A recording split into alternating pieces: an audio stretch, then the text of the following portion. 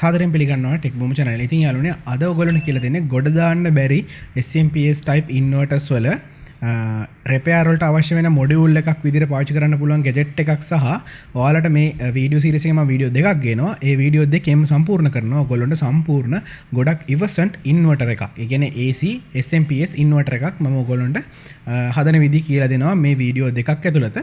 ඉතින් මම අද ගෙනත් දෙන්නේ ඔයගොල්ලන්ට හදන්න බැරි ගොඩ දාන්න බැරි inverters ගොඩ දාන්න ලේසි ක්‍රමයක් ගැන.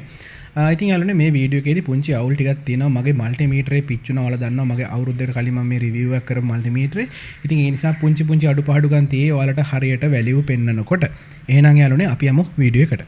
ඉතින් යාළුවනේ අද ඔයගොල්ලෝ වෙනුවෙන් ගෙන වීඩියෝ එකට ස්පොන්සර් කරන්නේ JLC PCB වෙබ්සයිට් එක. ඉතින් ඔයාලට ස්පෙෂල් ඔෆර් එකක් වෙලා දිනවා. ලේයර් 4, 6, 8 වගේ PCBs ඩොලර් 2ක් වගේ පුංචි මුදලකට ඕඩර් කිරීමේ හැකියාව තියෙනවා. ඉතින් ඔයාලා ගාව තියෙන ලොකු හීන හැබා කරගැනීමේ හැකියාව දැන් ඔයගොල්ලන්ට මේ වෙබ්සයිට් එක නිසා ලැබිලා තියෙනවා. ඉතින් ඔයාලට තියෙන ඔයගොල්ලෝ පුංචිම දෙයක් කරන්න තියෙන ඔයගොල්ලෝගේ PCB ඩිසයින් එකෙන් හදාගත්ත ෆයිල් එක grab ෆයිල් එකක් එළියට ගන්න. ඉතින් ඒක ඔයගොල්ලෝගේ local hard disk එකෙන් මේකට අප්ලෝඩ් කරන්න විතරයි තියෙන්නේ. හරිම ලේසි. ඊට පස්සේ මෙයා ඔටෝ ඔයගොල්ලන්ට මේකේ සියලුම දේවල් ලබා දෙනවා. ඉතින් ඔයාලට පේනවා ඇති දැන් මේක අප්ලෝඩ් වුණාට පස්සේ ඔයාලට මෙතන ගොඩක් settings තියෙනවා. ඉතින් මේවා මම නම් සාමාන්‍යයෙන් තියන්නේ මේකේ ඔටෝම දෙන recommended file settings ටික තමයි. ඉතින් ඊට අමතරව ඔයාලට මේක ඕනෑම කලර් එකක් ඕගොල්ලන්ට nominally ලබා ගැනීම කියන 7-5ක්වත් add වෙන්නේ නැතුව ඔයාලට මේ colors ලබා ගැනීම හැකියාව තියෙනවා. ඉතින් ඔයගොල්ලන්ට මතක ඇති මම ගොඩක් colors වලින් මේ PCB ගෙනල්ලා තිනවා. ඉතින් ඒ වගේම ගොඩක් අය අහලා තිබ්බා මේ shipping methods මොනවද මම පාවිච්චි කරන්නේ. මම නම් පාවිච්චි කරන්නේ FedEx. ඉතින් ඔයාලට පුළුවන් ඊට වඩා අඩු මුදලකට තියෙන ඕනෑම shipping method එකක් පාවිච්චි කරන්න. ඉතින් ඊට වඩා shipping method වල සම්පූර්ණ ගාණ එකතු කරලා බැලුවත් ලංකාවේ නිෂ්පාදනය කරගන්නට වඩා ගොඩක් අඩු මුදලකට ගන්න පුළුවන්. ඉතින් ඒ වගේම quality එක ගොඩක් high. ඉතින් යාළුවනේ වීඩියෝ එකට යන්න කලින් එන මගේ PCB design එක පෙන්වන්න කලින් ඔයාලට මේ theory සම්බන්ධව මේකේ කොටසක් කියලා දෙන්න ඕනේ. ඉතින් මම හිතුවා මොකද හැම මම මේ දවස්වල ටිකක් PCB සම්බන්ධ වැඩමයි වෙන්නේ. මොකද අපි දැන් ටිකක් step එකක් දියුණු වෙලා තියෙන්නේ මගේ channel එකේ පරණ ඉඳන් බලන් ආවනම් ඔයාලා දන්නවා මගේ වීඩියෝස් වල ඉස්සරවම මම DIY අනම්මනම් ප්‍රොජෙක්ට් කරලා අන්තිමේට දැන් PCB අපි ඕඩර් කරලා අපේ ඩිසයින්ස් කොහොමද ලංකාවේ ඇතුලේ මොකක් හරි බිස්නස් එකක් විතර කන්වර්ට් කරන්න කියන එක මම සෙමින් කියලා දීලා යන ගමන් තියෙන්නේ. ඉතින් ඔයාලට පුළුවන් මගේ තියෙන දේවල් පොඩි ප්‍රමාණයක් හරි අරගෙන මොකද මමත් හැමදේම දන්නේ නැහැ මේ ලෝකේ ගොඩක් දේවල් තියෙනවා අපි දන්න නොදන්න දේවල්. ඉතින් ඔයාලා මගෙන් දෙයක් ගන්නවා නම් ඉතින් මම ඒකට තව හැමදාම වීඩියෝ එකට එකතු කරන්න ඕනේ කියන එක මගේ ඔළුවේ තියෙන දෙයක්. ඒ නිසා පුංචි ඇඩ්වයිස් ටිකක් මගේ වීඩියෝ එකට සම්බන්ධ දේවල් ටිකක් මම හැමදාම මේ වගේ කියලා දෙනවා. ඉතින් සමහරක් විට මගේ වීඩියෝ එකේ අන්තිම හරියේ මුල හරියේ කොහේ හරි තියෙන්න පුළුවන්. හරි අපි යමු වැඩි කතා නැතුව වීඩියෝ එකට. ඉතින් යාළුවනේ මේක තමා සාමාන්‍යයෙන් මේක ඇවිල්ලා සාමාන්‍ය කිලෝවොට් 2 වගේ ඉන්වර්ටර් එකක්. ඒ කියන්නේ වොට් 2000ක. ඉතින් මේ වගේ ඉන්වර්ටර්ස් ගොඩක් වෙලාවට ගොඩ දාගන්න බැරි වෙන හේතුවක් තමයි දැන් මෙන්න මේ සයිඩ් එක. කියන්නේ මේකේ තියෙන මේ ඉන්වර්ටර් එක සයිඩ්ස් දෙකක් තියෙනවා. සාමාන්‍යයෙන් මම මේ නොදන්න අය ඉස්සරෝම කියන්නේ. මේකේ මේ ලෝ වෝල්ටේජ් සයිඩ් එක තමයි මෙන්න මේ MOSFET දෙක තියෙන්නේ මේ පේන්නේ. මෙන්න මේ විදිහට තියෙන්නේ සමහරක් වෙලාවට 30යි 32.5 වන්දන MOSFET එතන ඇම්පියර් 200 ඇම්පියර් 45 ඉඳන් 200 වගේ වෙනකන් ලෝ වෝල්ටේජ් MOSFETs තමයි මෙන්න මේ ජෝඩු තියෙන්නේ. ඉතින් මේකෙන් කරන්නේ මෙන්න මේ flyback transformers එහෙම නැත්නම් high frequency transformers වලට 12 high frequency විදිහට දෙපැත්තට switch කරන එක කරන්නේ. center tapping තියෙන එකක් මේක. පොඩක් ගොරවනවා. ඔයාලට පොඩ noise එකක් ඇහි ගණන් ගන්න එපා.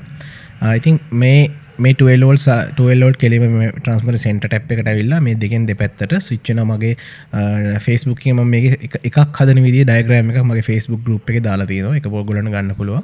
ඉතින් ඒ වගේ මෙතන පැරලල් කරලා තියෙනවා 6ක්. ඉතින් මෙතන යම්කිසි වොට් ප්‍රමාණයක් වැඩි කරගන්න ඕමනා හින්දා මෙයාලා මේ ගන්න වැඩි කරලා තියෙන. ඉතින් මම පොඩක් මුලින්ම කියලා දෙන්නම්. මෙතන තියෙන 12 volt මෙතන එනවා. මෙතන මයිනස් ඇවිල්ලාම MOSFET දෙක හරහා ස්විච් වෙලා මේ ට්‍රාන්ස්ෆෝමර්ස් වලින් ජෙනරේට් වෙනවා DC මෙතන ජෙනරේට් වෙන AC high frequency volt 300ක් 330ක් විතර ඒක ජෙනරේට් වෙනවා. ඒක මෙන්න මෙතන ඔයගොල්ලන්ට පේනවා. ඉතින් මෙතන ඩයෝඩ්ස් තියෙනවා. මේ තියෙන ඩයෝඩ් මේ ඩයෝඩ් වලින් රෙක්ටිෆයි කරලා මෙන්න මේ කැපැසිටර්ස් හරහා වෝල්ට් 300ක් 330ක් DC වලට ජෙනරේට් වෙනවා මෙතන. මෙතන AC 200 ගණක් විතර ඒක RMS වලින් වැඩි කරාම 300ක් මේ කැපැසිටර්ස් තුන charge වෙනවා. ඉතින් මේ එතකොට අපිට හම්බෙන්නේ වෝල්ට් 12 DC 300ක් තමයි හම්බෙන්නේ. ඉතින් අපිට ඒක ගෙදර යූස් කරන්න බෑ. අපේ ඉලෙක්ට්‍රොනික අයිටම්ස් වලට අනිවාර්යෙන් AC 230ක් දෙන්න ඕනේ. ඉතින් ඒක කරන්නේ කොහොමද? ඉතින් ඒක කරන්නේ මෙන්න මෙතන තියෙන පොඩි සර්කිට් එක. මෙන්න මෙතන IC එකකුත් එක්ක මෙන්න මේ වගේ ඔයගොල්ලන්ට මෙන්න මෙතන මේ අයිසොලේට් කරපු ලොකු ට්‍රාන්සිස්ටර්ස් වගේක් වගේ තියෙනවා. ඉතින් මේවත් සමහරක් වෙලාවට high voltage MOSFET එහෙම නැත්නම් IGBT ඔය දෙක තමයි මේකට ගොඩක් වෙලාවට යූස් කරන්නේ. ඉතින් ගොඩක් වෙලාට මෙන්න මේ ටික යනකොට දැන් සමහරක් ඉන්නකොට රිපෙයාර් කරන්න පුළුවන් වෙන මේක පිච්චෙනවා ෂෝට් වෙලා යනවා. සමහරක් ඒවා මෙන්න මේ දෙක ගිහිල්ලා මේ පාත් ඔක්කොම ගිනි අරගෙන ඉන්නේ 230 ලයින් එක වෝල්ට් DC 300 මේ IC ඔක්කොම බර්න් කරගෙන ගිහිල්ලා තිනවා. එතකොට ගොඩක් වෙලාවට මේ ඉන්වර්ටරේ හදන්නේ නැහැ. මේක හදන්න බෑ කියලා අයින් කරනවා. ඉතින් මම මේකට මොකද කරන්නේ? මොකද මං ගාව ඉන්වර්ටර්ස් දැන් මේ වෙනකොට 3ක් විතර තියෙනවා එහෙම බර්න් වෙච්චා. ඒ කියන්නේ මුළු බෝඩ් එකම බර්න් වෙලා. ඉතින් මේක අපරාධ නාස්ති කරන අයින් කරන්න අපරාධ කියන හින්දා මට ඊට පස්සේ ආපු අදහසක් තමයි නෑ ඇත්තටම අදහසක් නෙමෙයි මට කට්ටිය ඇවිල්ලා කියපු දෙයක් තමයි මම මේ පෙන්නන්නම් මෙන්න මේක ඇවිල්ලා මොඩියුල් එකක් මේක මම දැනන් හිටියේ නෑ ටිකක මම ඔයගොල්ලෝ දන්නවා මම ෂොප් එකක් ඕපන් කරා රිපෙයාර් කරන්න ඒ ෂොප් එක ඕපන් කරද්දී මට ගොඩක් අය කිව්වා මෙන්න මෙහෙම මොඩියුල් එකක් තියෙනවා මේක ඉස්සර කාලේ ඉඳන් පාවිච්චි කරනවා මෙන්න මේ වගේ පරණ SMPS type ඔය TV නම් මේක මම YouTube එකෙන් ගත්තේ මේ වීඩියෝ ෆොටෝ එක මේ වගේ SMPS ගොඩ දාන්න කියන්නේ ඕනෙම මද බෝඩ් එක සාමාන්‍ය වොට් 45ක විතර SMPS එකක් ගොඩ දාන්න පුළුවන් මෙන්න මේ වගේ මොඩියුල් එකක්. ඉතින් මම බැලුවා ඉතින් මේ වගේ මොඩියුල් එකක් මට හදන්න බැරිද මෙන්න මේ වගේ යුනිට් එකකට කියලා. ඉතින් ඔන්න ඕක තමයි මගේ එකම ටාගට් එක උනේ. අන්තිමේට මම ඩිසයින් කරා මෙන්න මේ මෙතන බර්න් වෙන්නේ මේ DC 300 හැදෙනවා. මේ ඉන්වර්ටර් DC 300 හැදෙනවා. නමුත් AC කරන්නේ නැහැ. ඒ 300 අරන් AC 300 ගාන අරන් DC 230ට කන්වර්ට් කරන්නේ නැහැ. කියන්නේ අර මේ මූලාගෙන් අඩු කරලා 230 මෙන්න මේ DC 300 DC AC 230ක් කරලා මේ ප්ලග් එකට දෙන්නේ නැහැ. මේ ඔක්කොම බර්න් වෙලා ගිහිල්ලා පිච්චිලා ගිහිල්ලා. ඉතින් ඒ වෙලට කරන්නේ මේක සමහරක් වෙලාවට මේ ප්‍රොටෙක්ෂන් පන්නන්න වෙනවා. ඒ පන්නුවට පස්සේ මේක සම්පූර්ණ ඔන් වෙනවා. ඔන් වෙලා මේ DC 300 ගාන එනවා. හැබැයි මෙන්න මෙතන මේ AC මේ ලයින් එක වැඩ කරන්නේ නැතු වෙනවා. ඉතින් එතකොට කරන්නේ මේ ටික ඔක්කොම අයින් කරලා දාලා මම මේ හදන සර්කිට් එක ඔයාලට රීප්ලේස් කරන්න පුළුවන්. ඉතින් මම මේ ගැන ඉස්සරහදී පැහැදිලි කරන්නම් සර්කිට් එකත් එක්ක. ඉතින් ඔයගොල්ලන්ට මම තේරෙනවා ඇති මම දැන් අද මොකද්ද මේ කරන්න යන්නේ කියලා. ඉතින් ඊළඟ වීඩියෝ එකෙන් මම කරන්නේ ඒ හදන සර්කිට් එකට සමහරක් අය නෑනේ මෙන්න මේ කොටස. ඉතින් ගෙදර පිච්චුන එකක් තිබ්බොත් නේ මේකක් හම්බෙන්නේ. ඉතින් ඒ නිසා මම වීඩියෝ එකක් ඊට පස්සේ ඩිසයින් කරන වීඩියෝ එකේ මෙන්න මේ ATX ට්‍රාන්ස්ෆෝමර් එකකින් කොහොමද සාමාන්‍ය වොට් 500ක විතර DC බූස්ටර් එකක්. ඒ කියන්නේ මේවා මෙතන තියෙන DC බූස්ටර් එකක්. ඒ කියන්නේ වෝල්ට් 12 දීලා DC 300ක් බූස්ට් කරගන්නවා. ඒ DC 300 එළියට අරගෙන මෙන්න මේ වගේ කන්වර්ට් කරන එක තමයි මේක කරන්නේ. ඉතින් එතකොට මගේ බෝඩ් දෙකම ඔයාලා ඩිසයින් කරගත්තාට පස්සේ ඔයාලට සම්පූර්ණ ඉන්වර්ටර් එකක් Tamanටම කියලා හදාගන්න පුළුවන්. ඉතින් ඒක තමයි මගේ ටාගට් එක. ඉතින් ඉස්සරෝම කරන්නේ මම මේකේ මෙන්න මේ කොටස මේ අද කරන්නේ. ඊට පස්සේ අපි කතා කරමු ඊළඟ වීඩියෝ එකේ මෙන්න මේ බූස්ටර් එකක් හදාගන්න විදිය. එතකොට මගේ inverter DC efficient inverter circuit diagram සම්පූර්ණ complete වෙනවා. එතකොට මගේ YouTube channel එකේ මම මේ type එකේ inverter එකකුත් ඔන්න හදලා තියෙනවා. ඉතින් යනනේ මේක තමයි මම මේ පාර ඩිසයින් කරපු PCB එක. මේක තමයි මම අර කිව්ව මොඩියුල් එක. ඉතින් මේකේ ඔයගොල්ලෝ වෙන්නේ නැති වෝල්ට් 300ක් පෙන්වන එක තැනක අනිත් පැත්තේ නිව්ට්‍රල් ලයිව් කියලා තියෙනවා. ඉතින් ඒ කියන්නේ කෙලින්ම මේකට වෝල්ට් 300ක් DC දීලා මේකෙන් අපිට එළියට ගන්න පුළුවන් නිව්ට්‍රල් එක සහ ෆේස් AC තමයි එන්නේ. මේක නිව්ට්‍රල් ෆේස් වෙන්නේ නැහැ. මේක මොකද ග්‍රවුන්ඩ් වෙන්න ඕන එකක් නිව්ට්‍රල් වෙන්න. ඉතින් මේ තමයි කම්පොනන්ට්ස් ටික මේකට යන ඊටාම කුඩා කම්පොනන්ට්ස් ප්‍රමාණයක් යන්නේ. මේ ඔක්කොම තිබ්බට මම පැහැදිලි කරන්නම්. ඇයි මම මෙච්චර ගොඩක් ගෙනල්ලා තියෙන්නේ. ඉතින් සාමාන්‍ය පරිදි SG35 25 IC එකක් ඕනේ. ඉතින් මම මේකට IC බේස් එකක් පාවිච්චි කරනවා. මේක අනිවාර්යෙන් පාවිච්චි කරන්න. මේකට JLC PCB මාර අමාරුයි. ඩීසෝල්ඩර් කරගන්න IC එකක් පිච්චුනොත් එහෙම. ඉතින් මේකේ MOSFETs වලදී high voltage MOSFET ඕනේ නවා අපිට මේක ස්විච් කරන්න. මොකද වෝල්ට් 300ක් අපි ස්විච් කරනවා. ඉතින් මේකට මම පාවිච්චි කරන්න මේ වගේ MOSFET දෙකක් ගෙනාවා. එකක් තමයි 20n 50 අනිත් එක 12n 60. ඉතින් 12n 60 කියන්නේ ඇම්පියර් 12ක් පුළුවන්. ඒ වගේම වෝල්ට් 600ක්. 20n කියන්නේ ඇම්පියර් 20ක් පුළුවන්. ඒ වගේම වෝල්ට් 500ක් පුළුවන්. හැබැයි මේ ප්ලාස්ටික් කවර තියෙන එක ලංකාවේ එච්චර ක්වොලිටි නෑ.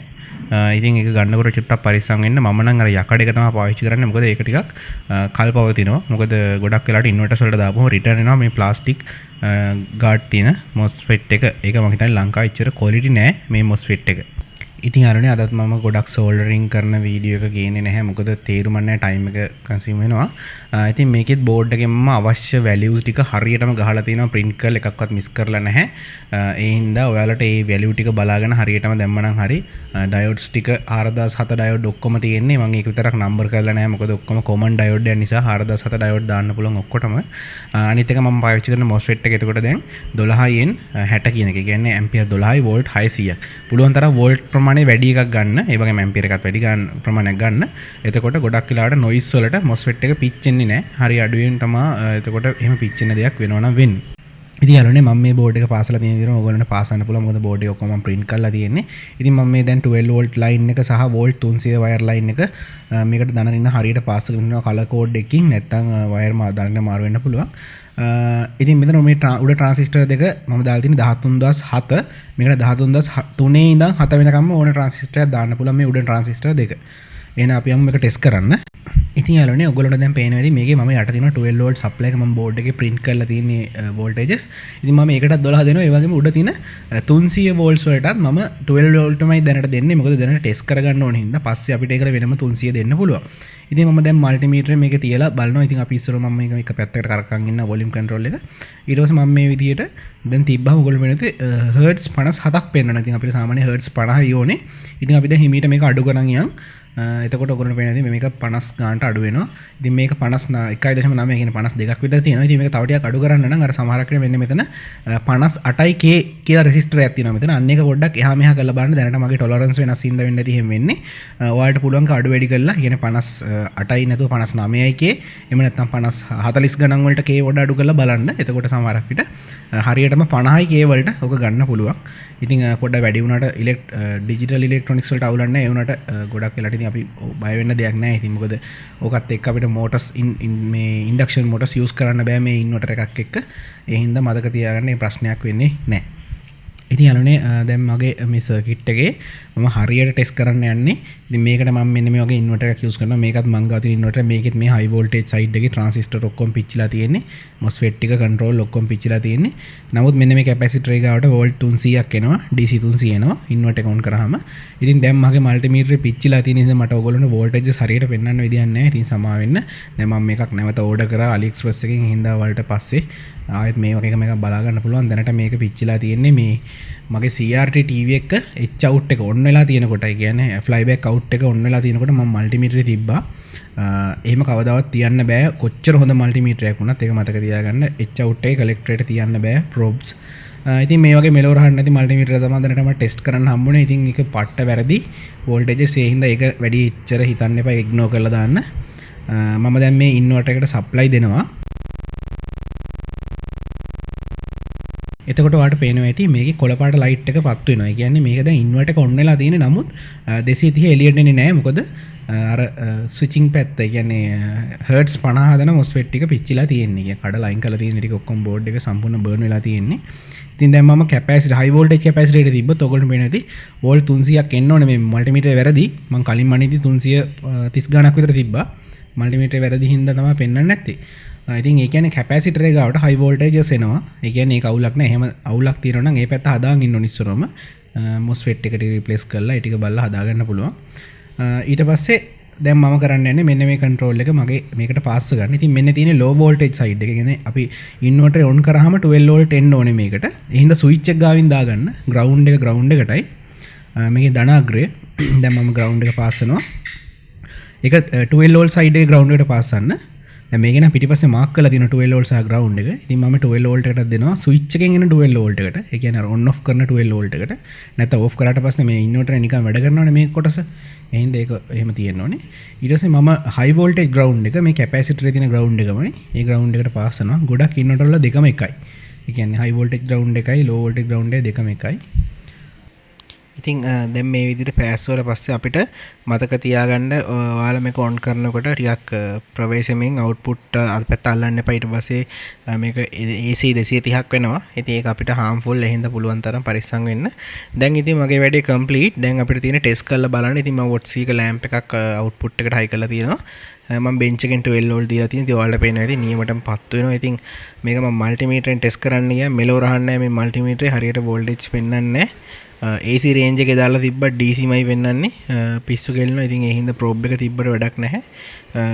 ඒ හින්දා මට මේ පාර වලට හරියට වෝල්ටේජස් පෙන්න ගන්න බැරි වෙනවා. හැබැයි ඉතින් ඔයාලට ලෑම්ප් එකෙන් හිතා ගන්න පුළුවන්. කිසි අවුලක් නැහැ.